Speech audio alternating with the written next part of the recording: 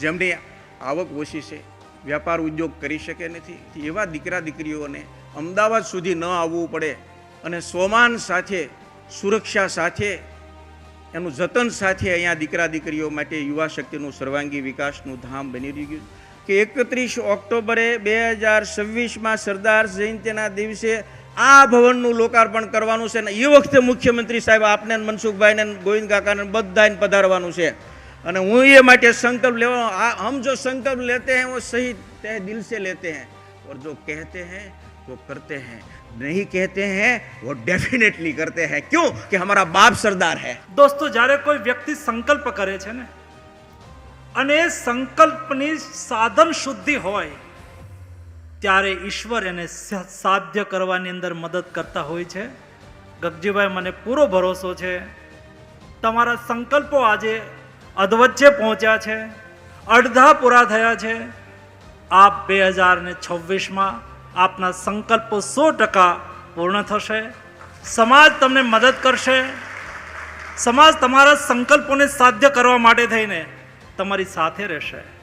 અને તમે જે રાજકોટ વાસીઓએ સંકલ્પ લીધો છે એ પૂરો થશે અને 1.5 વર્ષમાં જેમ ગગજીભાઈએ કીધું એમ આપણે પાછા મળશું ત્યારે એનું જ્યારે ઉદ્ઘાટન થાય ત્યારે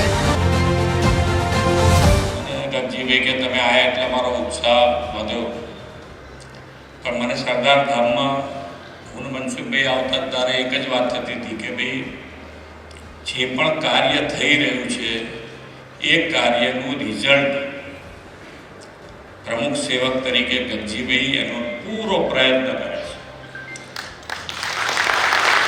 અમને પણ એમ થાય કે ભાઈ ગમે ત્યાંથી ટાઈમ કાઢીને સરદાર ધામના કાર્યક્રમમાં જઈએ અને ખૂબ સારું કામ થઈ રહ્યું છે।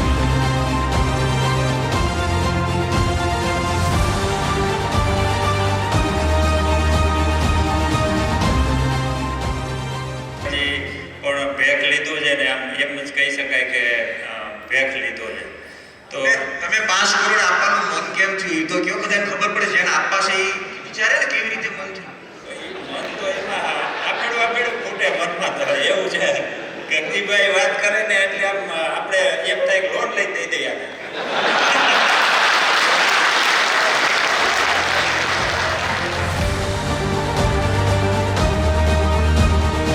આપણે જે કરવું જોઈએ, ગગજીભાઈ અમદાવાદ આવીને અહીંયા કરવા માગે છે, જે આપણે કરવું જોઈએ।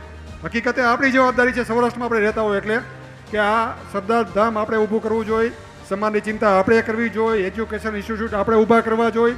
મેજોરિટી સૌરાષ્ટ્રના દીકરા દીકરીઓ જે અહીંયા ભણવાના છે કે અહીંયા ઉત્તર ગુજરાત, દક્ષિણ ગુજરાતથી કોઈ નથી આવવાના, તો આપણા માટે એની એક જ અપેક્ષા છે, ટીમ અમારી કામ કરે છે કે ભાઈ ટાઈમે આ ભવન પૂરું થઈ જાય એટલે